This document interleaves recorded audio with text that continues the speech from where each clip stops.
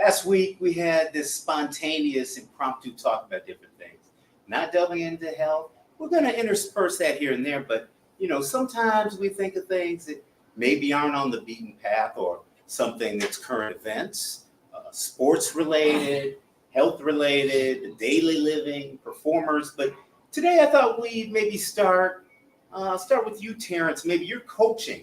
You're going to be going across the border almost to St. Michael Albertville. And, you're going to be coaching and, the NBA now we'll talk about that. Timberwolves getting to the second round. Yeah. Let's talk about, that great experience you're having with coaching. 3 days, so 1 day, 3 tournaments, and, how your thoughts are about that and, where we are in the NBA playoffs. Yeah, I'm glad you mentioned that. So it's 3 games in 1 day. First game is at 9 a.m. So everybody got to, it's at least half hour, 45-minute drive. So you got to get up. I got to get the team there early. But one thing that I emphasize, and I think we're seeing this in the NBA playoffs, is proper preparation. Mm-hmm. So I get on the guys like, hey, you got an early morning game. You got to go to sleep. It's Friday, but you still got to go to sleep. Get a good night's rest if you want to perform. When you wake up, don't, go hog wild and have a huge breakfast because you're not going to be able to move on the court. True. And then when you show up, be prepared to play. So that's, what I also saw in the Timberwolves. Right. In that last game, Mike Conley ran into the coach. The coach gets injured. He hurts his patella, tears the patella. Mm-hmm. They have to cart him off. Assistant jumps in. They seal the win, get the sweep. Right. So it's all about being prepared. He had his staff prepared. The team was prepared mentally that wasn't going to throw him off. It was next person up, step up, step in, do your job. Yeah. So, that's what I'm seeing, and I think the NBA playoffs reinforces this to the guys on my team. That's true. And they did a special. You should play for your team. They did a special on ESPN about naps. I was just going to mention that. So Anthony Edwards, I got to have my pregame nap. Right. And others, yeah. So I thought that was pretty interesting. Yeah, that's true. You got to have that preparation, and it's great to have that and a great deep staff. We talk about a deep roster, but having those assistants, you never know when someone's got to step in, strategize, plan, X's and O's. So, just to add to that, so the illustrate thing that I do. I'm privileged to have my son coaching along with me. So he's the assistant coach. So nice. We have it, worked out where for whatever reason I couldn't get there. He's come in and he's, also organizing the team and putting him in a leadership position. He had the privilege of playing high school basketball. So he's, their same generation. Wow. He can communicate things. It's a little harder being an older, generation removed because things are different. Oh, right. Things are real different. So. Yeah, and you can relate to those kids. How old is he? He 19 is going on 20. Wow, that's great. Where did he play ball? He went to Hope Academy.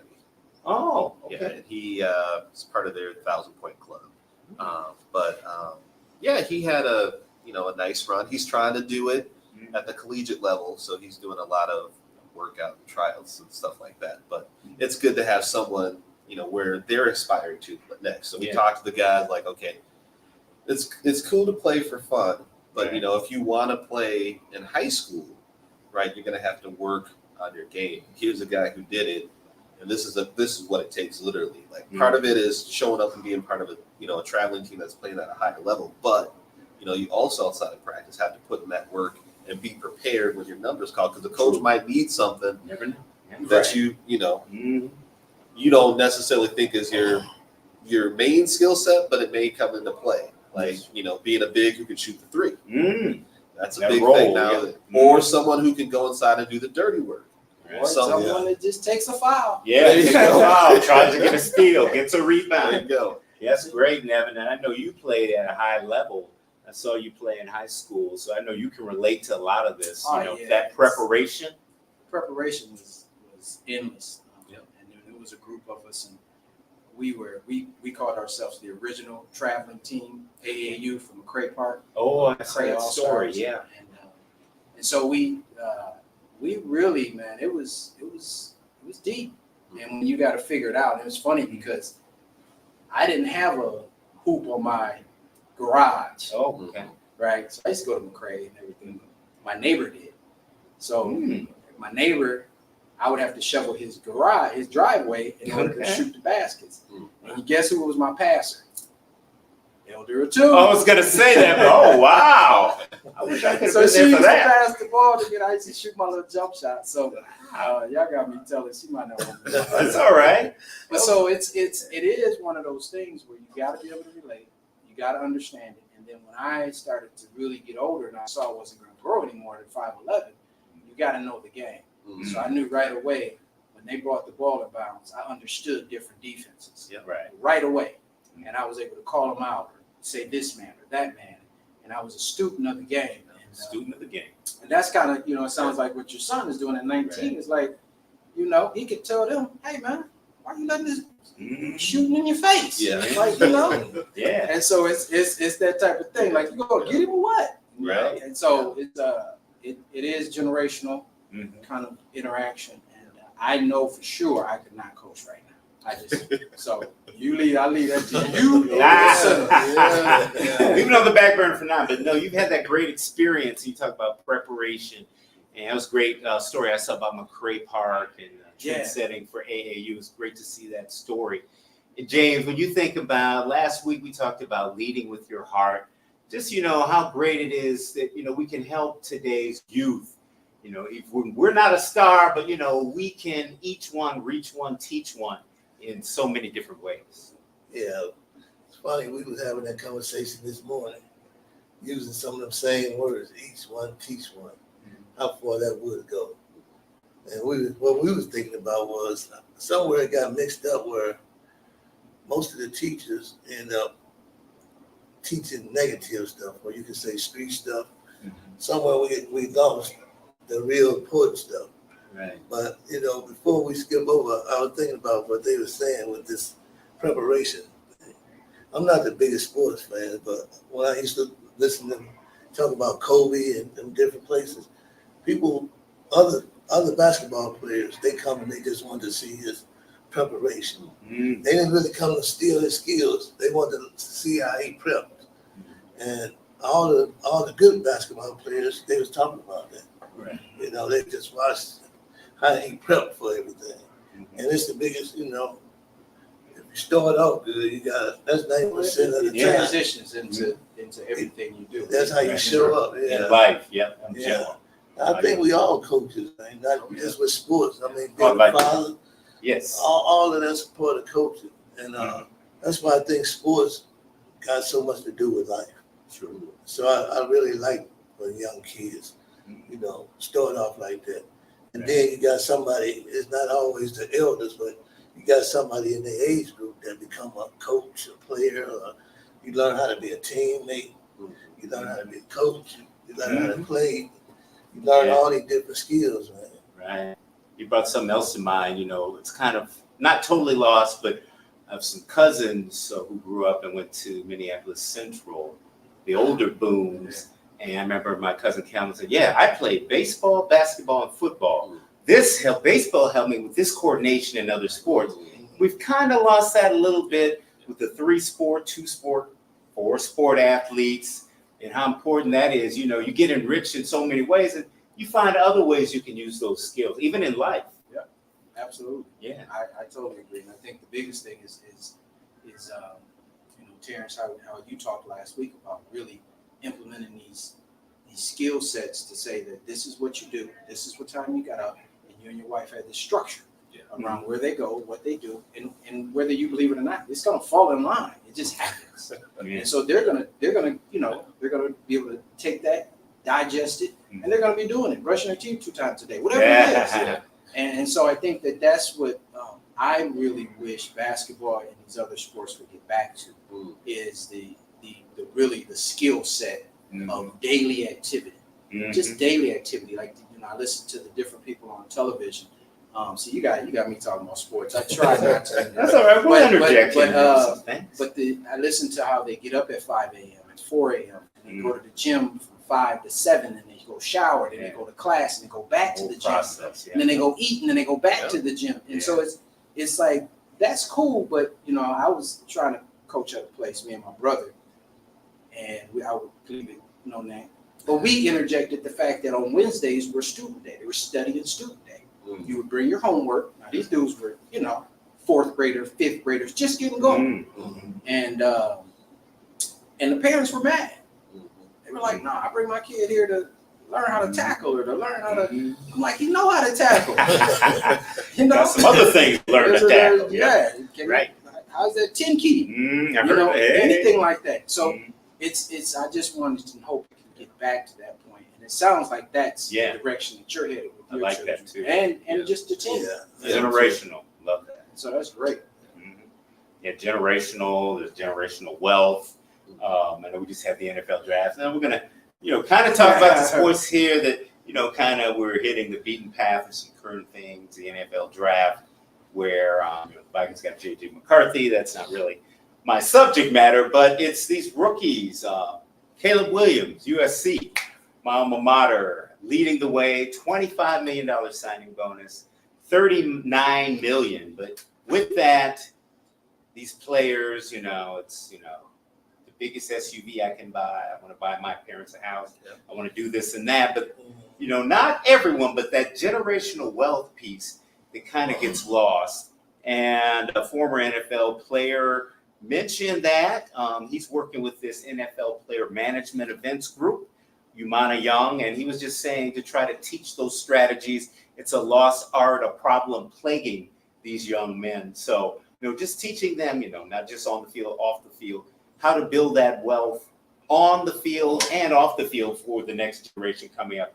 Would you talk about something lost, something we really need to build? Let's talk about that. Yeah, I think that's definitely lost. And it's funny because I know somebody who's a high-end car salesperson, and I know someone who's a high-end jewelry seller, and they are sitting there watching who's doing what and when. And the minute that comes, they're borrowing them $110,000, $200,000, $300,000. Oh, just pay me when you get your check. Just pay me. And I think Shaq talked about it too a little bit. Well, Big Shaq said that he was $2 million in debt before he even got his check, and the banker said, "Hey, man, you bouncing checks. We need to talk." And so it's that type of thing where I really was intrigued with understanding financial literacy. I was really intrigued with the fact that they felt like we didn't understand. When I say we, they were talking about student athletes at that particular time. They put in that the Proposition 48 as a rule, so they tried to limit, slow us down, not allow us to be collegiate athletes for a year, and that was tough. But I always was intrigued with that, and I thought it was important to understand. I don't care if I got $5, you gonna give me back $2.67 on my money, And so it's that type of thing where they're not understanding just basics. Basics every day. Basics. Everyday budgeting. Yeah. How you spend your money, investments is a big part of that. So, there's a lot of things with these young men, get that money and you think, hey, but then before you know it, things can go awry. Just think of when, I had 5 years of TV sports in Michigan, 2 in Minnesota. And I heard about legends. Lamar Woodley went to Saginaw High, and then he won some Super Bowls, starting with the Steelers. And then there was this other one. I didn't get to meet him. I guess he's one of the biggest legends in the Saginaw area, named Charles Rogers. Now, this young man, along with Lamar and others, helped Saginaw win a state title. I think the last Saginaw team to really do that well. And Lamar went to Michigan. Charles went to Michigan State, where he broke some of Randy Moss's records. And then he was drafted number 2 overall by near hometown Lions. So it looked like storybook, but he had injuries, off the field problems. I won't go into detail, but you mentioned that. Then he was going to get cut, but he owed $6 million in the signing bonus. became bankrupt, and sadly, 2019, he passed away at the age of 38. Wow. So you talk about, building that wealth day to day and not being in those positions where, your mental health can come into play and how you take care of yourself that affects your wealth. Yeah, it really does. And that's what I was telling you, even wearing this, it's like it's mental health month. And, and I think that's the biggest thing that plays specifically Black men is mental health. And I think we have to ask, are you okay, bro? And you really got to mean it. And that's the good thing, even in talking to James. And as James and I got introduced, it was like, I just called James like, man, you see that? And then we get off the phone. It doesn't have to be this big prolonged conversation about anything that you feel is important. It could be simple as a commercial that make you laugh, But that's I just think that mental approach to anything that you do, if you can stay mentally free, I think that you won in the eyes of a lot of places and people. Yeah, reaching out, means a lot. Just those simple chats can be about commercials or just something you thought about. I thought about you today. Right. There's something that made me think about you, and I just wanted to speak to you, see how you're doing. Those things are really important. And when we have those kind of connections, it help us sharpen our mental health and stay connected to our people, our communities. So that's really great to hear that, James, talk about that, how that's playing out for you and how important that is. Have those kind of discussions. I look at it now, it used to be a thing where we would think it was a weakness. And that's something we would try to hide a lot. But it's not really a weakness. It's, life, much as you go through, it's going to be a mental toll. So not even mental toughness, but just mental health. Just taking care of your mental health. Yes, that's really important. It's a good time. You open the door they open the door where you can give and receive a lot more. Because if you ain't got something, you ain't got nothing to give. You can only give what you got. Right. And I look at a lot of the negative things or the unhealthy things. I'm aware of and I'm giving that now. And I used to just be aware of that. Okay. But now I'm aware of what I'm giving out. Especially if you're around youngsters that you want to, not necessarily be a role model, but if you can't help them, you don't want to hurt them. Right. So to do that, you got to be aware of yourself. So it takes self. You ain't got to be the smartest or the strongest, but if you can be self-aware of what you're doing and be willing to, I think he said it last week, ask for the help.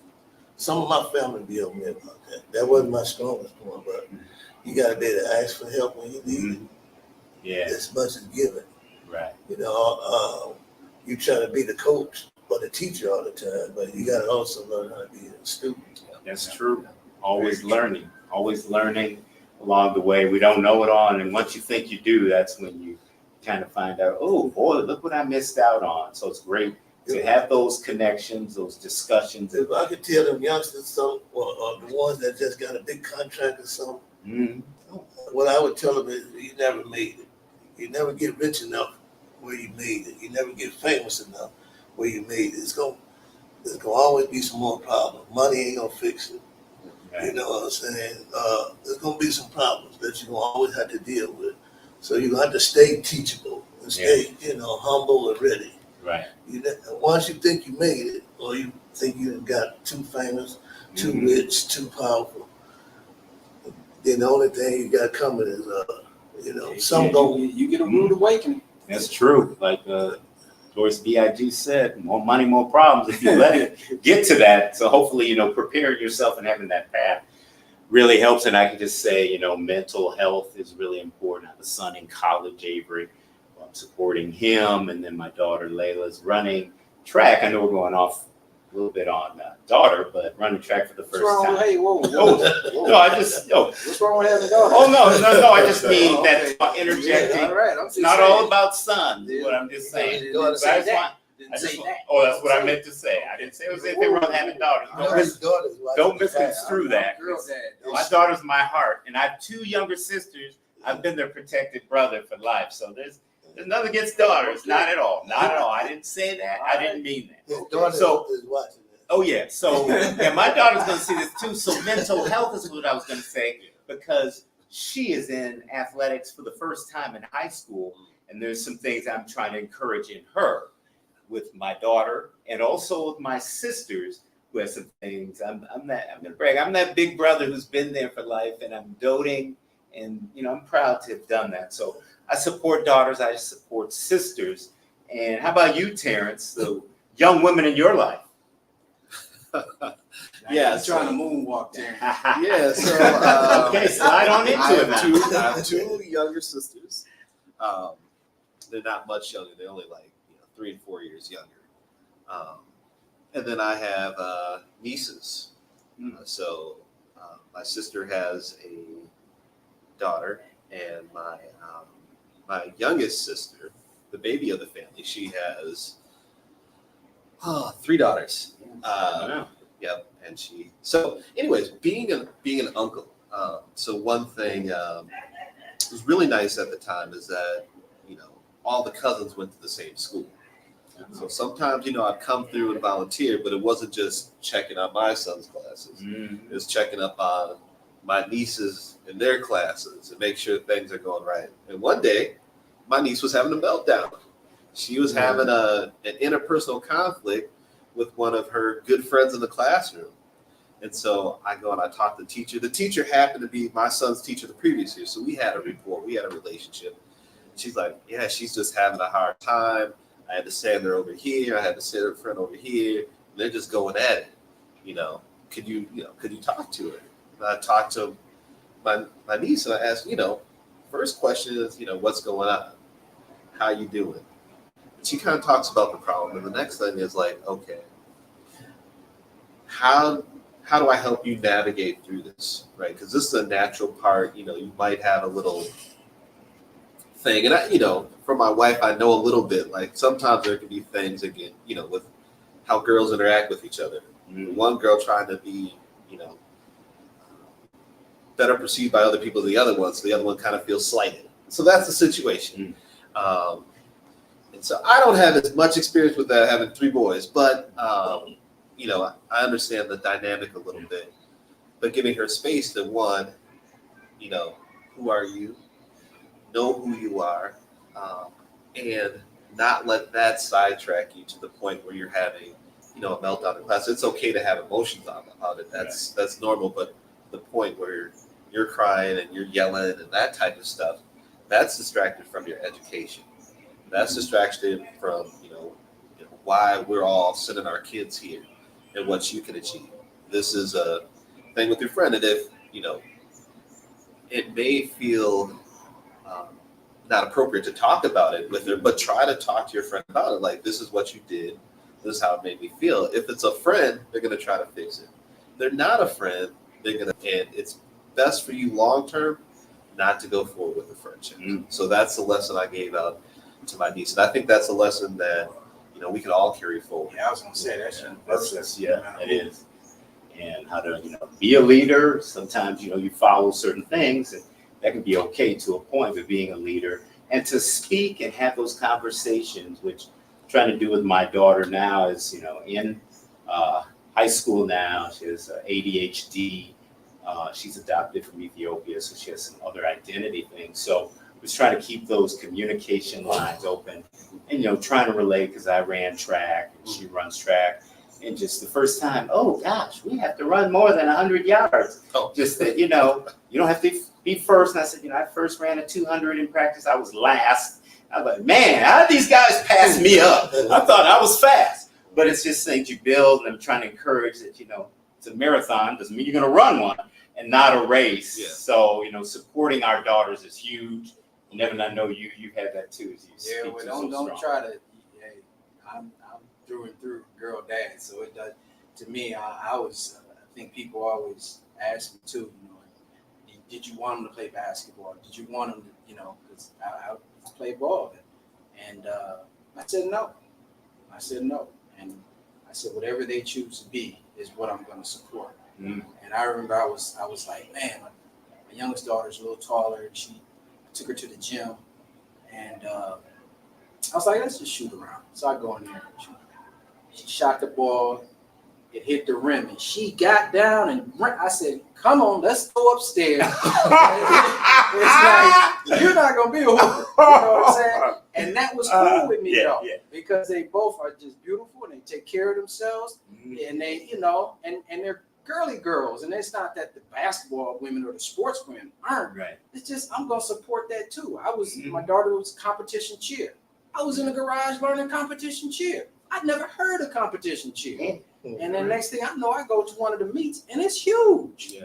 I mean, it's like a huge following where people are yelling at each other. The parents are arguing. What you arguing about, bro? Like, you know. Cheer. So it's that type of thing, man. Where I think you just get in where you fit in with, especially with your children. I just feel like there's too many times that you want them to follow in the footsteps or lead this life that you did. Or that you forgot. It's that last second shot. Yeah. Get in that corner, shoot 10 more, and that's not what it's about. No, at least coming from my side or how I feel about it as a parent. So trying to live vicariously through your children. It's not a good look. It's not a great practice. No. And my daughter, I've seen her go from gymnastics. She played some basketball, but now track. Never said anything to her about playing sports. Love to see her active. My son Avery played soccer and a little baseball in middle school. So, my parents, they didn't try to tell me, oh, play this, play that. And I kind of followed my own path from sports to radio broadcasting at KBM in high school. So I had a different path. I had cousins that played sports all the way through. I thought, maybe I could have ran track every year, but I think I went the route I was supposed to go. So I'm just thankful for that. And then I try to encourage that light. It may come to you a little later. It came to me a little earlier in high school that I followed, but there's no set way and there's no set time. And telling our children, how to find that light, something they may think about now or it might be tomorrow. Right, I agree. Yeah, so, a lot of great things going on now, and a lot of things with mental health. I've worked in mental health before, supporting the COVID campaign. And I remember a webinar that we did, speaking with Black doctors and more, just, the stigma tied to mental health. And, if I tell somebody, I don't believe in therapy. And if I tell somebody, they're going to think, ooh, gosh, what is wrong with that person? Yeah, right. So, just talk about that, James, how mental health, having that awareness and being able to have those open, candid conversations that, doesn't put you in a stigma, but, it can be really helpful for you. Yeah, I think that stigma, it has held us back, not even just with the mental health, but with, I think I would call it keeping up with the Joneses. Yeah. You had to live up to other people's expectation of what they would think.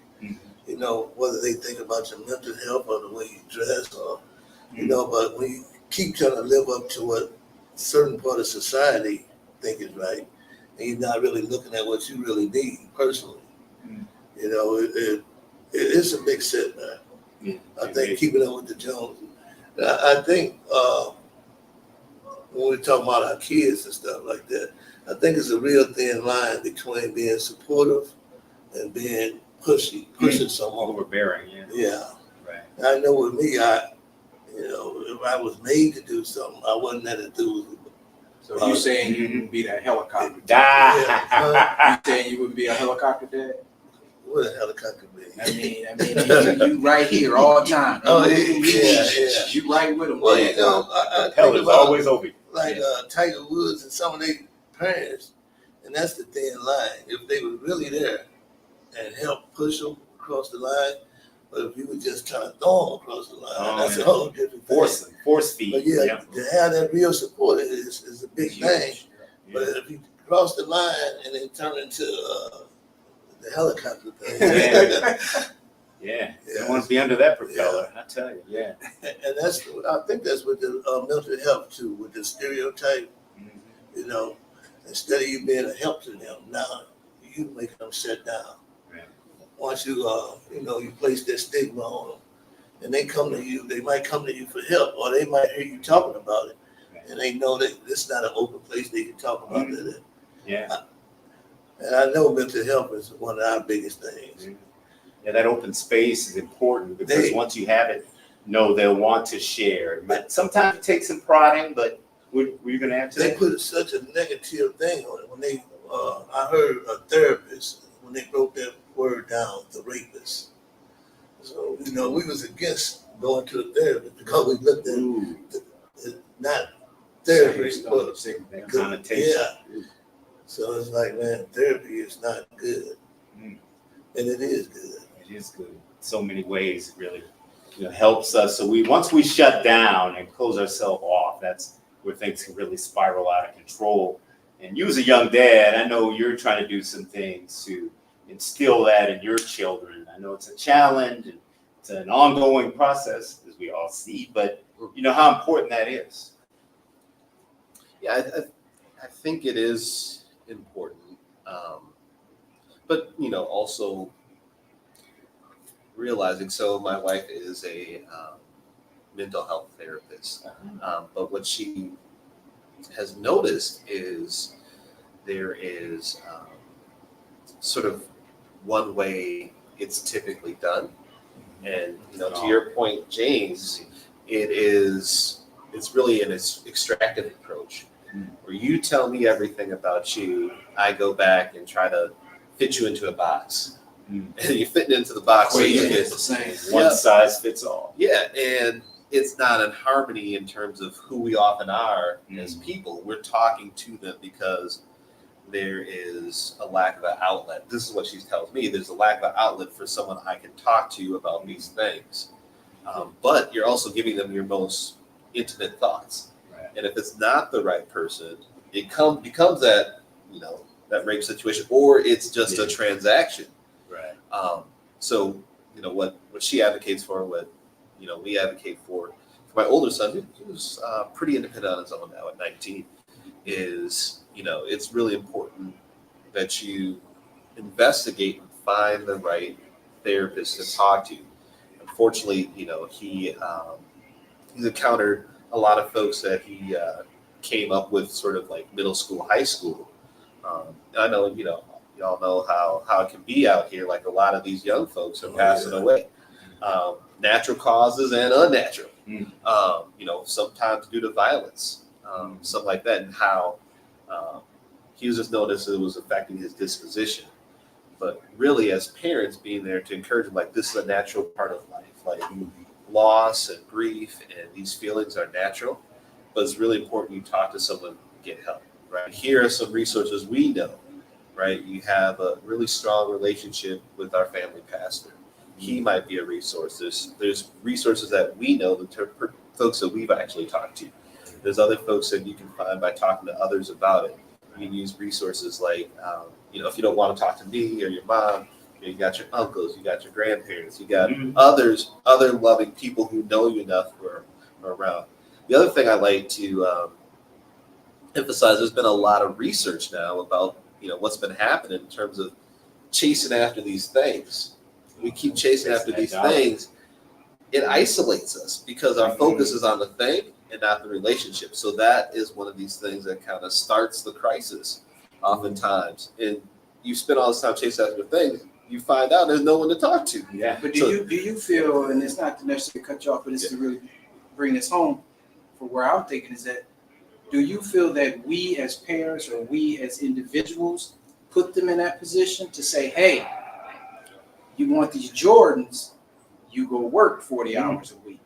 And then as time goes on, they get where Nevin was on that wheel and start saying, okay, this little 2-bedroom ain't big enough. I need a 3-bedroom. Okay, this 900 square feet I need 2,000.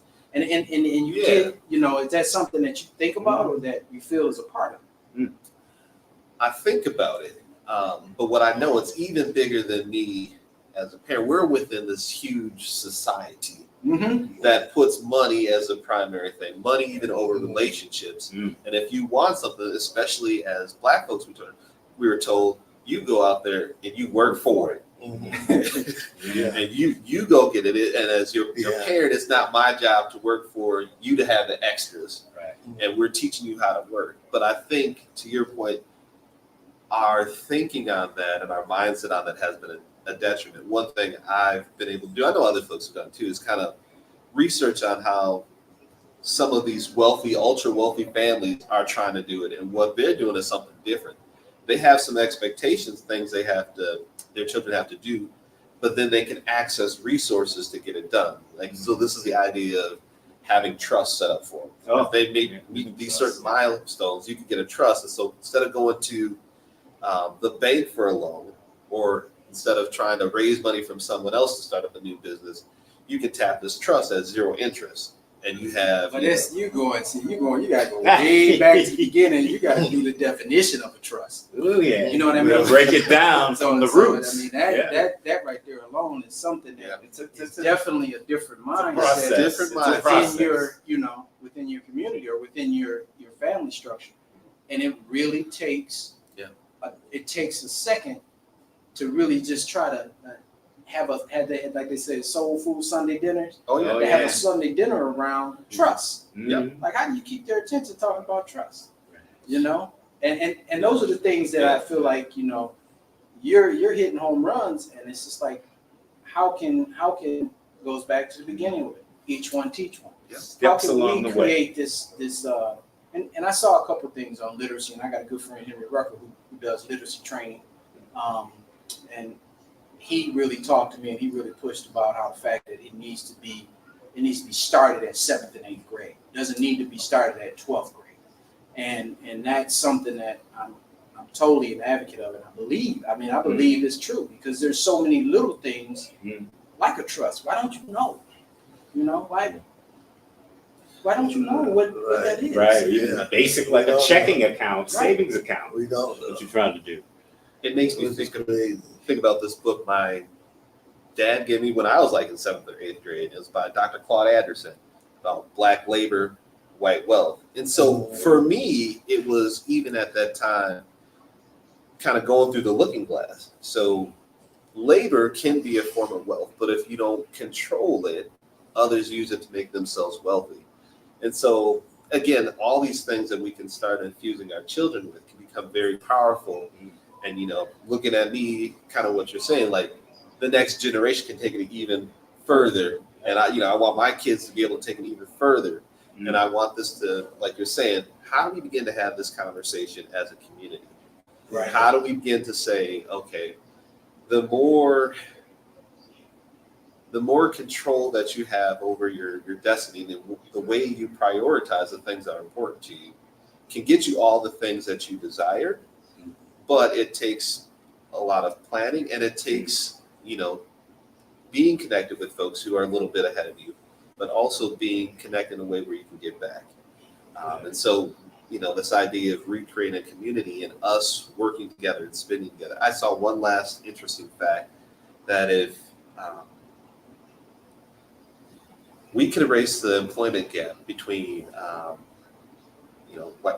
white folks and black folks, right? If, more of us became entrepreneurs, where we employed just 2 other people, we would erase the employment gap, and it would infuse, billions of dollars of wealth into our communities. Because we know when we're in the position to hire, we can recognize talent amongst our own that others overlook. Right. Yeah. Just because they're getting thrown off by how we move with each other and how it's foreign to them. And they say, no, I don't want to.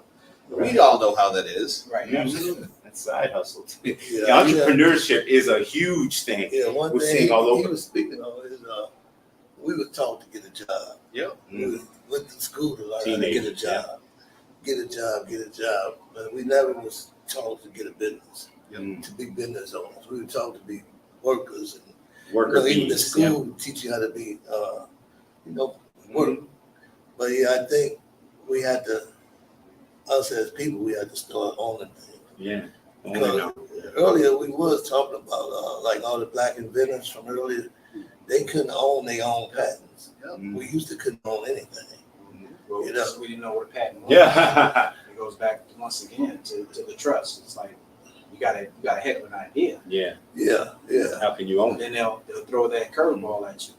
Even when they did know what it was at that time, the white folks, and I don't really want to just think of the white folks thing, but they was claiming all of your creative. Mhm. And that's what we You had. talk about royalties and music Yeah. going over the years. Right now, we got a lot of creatives that, unfortunately, they don't want to claim it, but Yeah. we got some. Even if it's in our little walk and talk or the way we dress, we got something, Yeah. and that the world copies, not just white folks, but the world copies. And but we got to learn how to be a village, and we don't want to monetize everything, because I like that message. It is about the journey. It ain't always about getting rich. Yeah. It's about the journey of getting there. Journey. Yeah. Because if your goal, he was talking about chasing something. If you're just chasing money, and when you get it, now what? And don't just think about individual goals. Think about group. Think about communities, and owning your own. How important that is, and even 8th anniversary of Prince's untimely death. He even had issues with the royalties, and his name went with the symbol. So you can see even the biggest stars, Yeah. have their things that they don't get with their creativity and how to own it. Right. So that's Yeah. very important. And a lot of them get up there and they learn about the money thing and all of that. Because we know how to make money sometimes, but we have no idea how to use it. Mhm. How to have a bank account or any of that stuff. We have no idea. We know how to chase it and be in the hustle, and we know how to get it. Yeah. But it goes back to that cookie cutter thing that Bill spoke on, is that everybody, you can't take, and that was one of the I'll have to say, one of the main reasons I got with the Cultural Wellness Center. Nothing to do with my mother, but it's because when she started the entrepreneur program, it was about Black entrepreneurship. And I remember when I started, and they threw a big old book on top of books, and said, "Good luck." Mhm. And it's the average person won't make it 4.5 years in this business. You got this. Right. So it's that type of thing where I know what I went through, and I know what it takes to get to that point. And once again, it's really strategizing and creating that balance around, I ignored my health. I ignored it because I was 20, 22, 23, 24. I was like, I'm good. Yeah. I can tie my shoe up tighter. I can sprain ankle. I'm going to work tomorrow morning. That's not the case anymore. Right. And so it's those things that we once again just getting back to and trying to manifest about is, having this health that transitions into this wealth, and then you see it, and you see that's really the equation. Right. It's not that, and they did that stuff a long time ago with the rat chasing the cheese in the box and all that stuff that we learned. Yeah. Why were we learning that? Names. Yep. What does that have to do with the fact that today? Mhm. Nothing. And why is this brought up? Yeah. So it's things like that I think that we all have experience with, and that we all go through. And the beauty about it is that we go through it in different ways, but at the end of it, it still is 2 + 2 = 4. And that's the real cool part about it. That I find really, really amazing. Yeah, so you have a great story, entrepreneurship, working with a Cultural Wellness Center. What would you say as, there's a lot of small mom and pop shops, bigger businesses, barbers, a takeaway that you learned that you would kind of impart to another Black entrepreneur? It might be a different path, but some, words of advice. I think the biggest thing that I did was I wanted to, my mother told me a long time ago, you could be a jack of all trades and master of none. So what I really tried to do was I wanted one thing, I didn't care what it was, that one thing that I was a master at when we talked about insurance.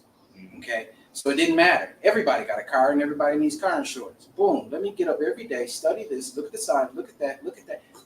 Daryl, you got your car.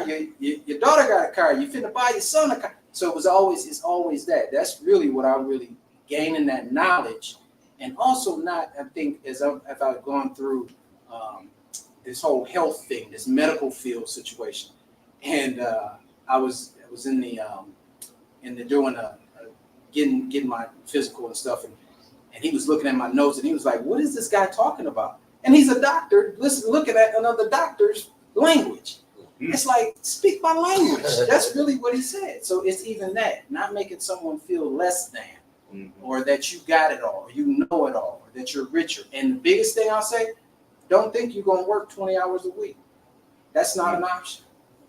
Or even 40. Right. In a lot of cases. Yeah. Yeah, taking care of our health. We spoke last week about that Superman mentality. You're 18, 19. Hey, I can run forever. I'll always be able to jump 40-inch vertical. I always have a 9.5, 100.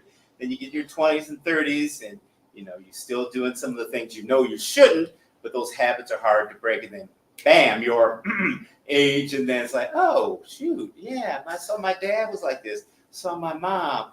Ooh, I know what they were talking about, but they weren't doing it either. So we learn, and we learn from others, other family members, and learn from experience.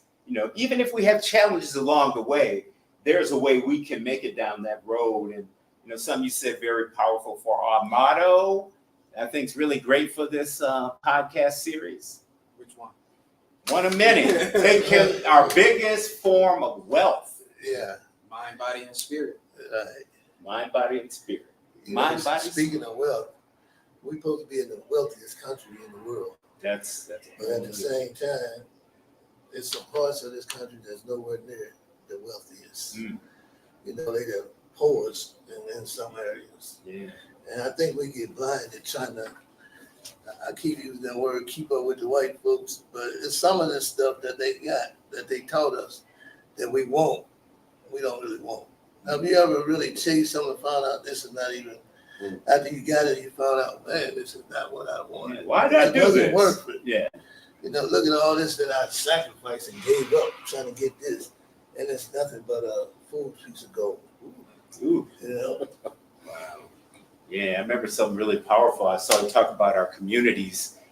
There's blight everywhere, but I remember it's kind of an irony. I went to this ceremony for Mark Ingram Jr., who played football for Flint Southwestern Academy. And then he went on to Alabama, where he won the Heisman, went to the NFL. But he came back, and there's an Atwood Stadium where all the Flint schools, they interchanged to play their home games. And they did this ceremony. They were renaming the football stadium after him. So it was really cool. They had like Andre Rison there, who was, I'm going to something else, TLC Left Eye's boyfriend. That's a whole other story. When I heard he was there, I'm like, ooh, I got to get this out of my mind. But anyway, so, what was really ironic, he had that ceremony. I left on the way back to the station in Saginaw, and I took a wrong turn. I kid you not.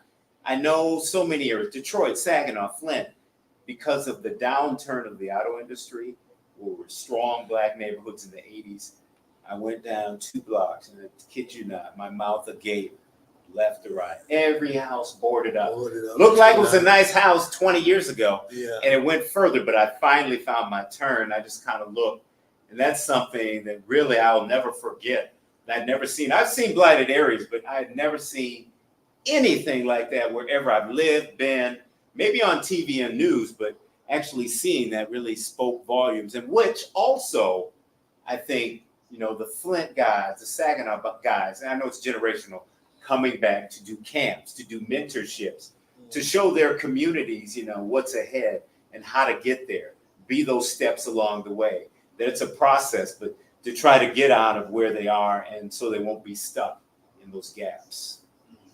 Yep, I sit up here and I listen to you about that, and it's a funny thing we used to talk about, is that everywhere you go, everywhere, United States, you go down Martin Luther King Boulevard Drive, whatever it is, you know that it's some brothers that live on that street somewhere, and along that path, it's not always the greatest. It's some boarded up homes, it's some situational things like that. So I just really, it's go on that and say that it's just great. It's very great to see y'all. I was having a rough day. Thank you. I'm glad it helped. Thank you. It's always great to see you, and I want to get to know you even more. It takes a village. Hope you enjoyed our village, and take care of your wellness. That's blessings, deeper blessings, mind, body, and spirit. It's our greatest wealth. Join us, spread the word. Thank you, Terrence, James, and Devin. I'm Daryl, and then our great engineer, excellence in engineering, Emmanuel Duncan. We'll see you again here next week.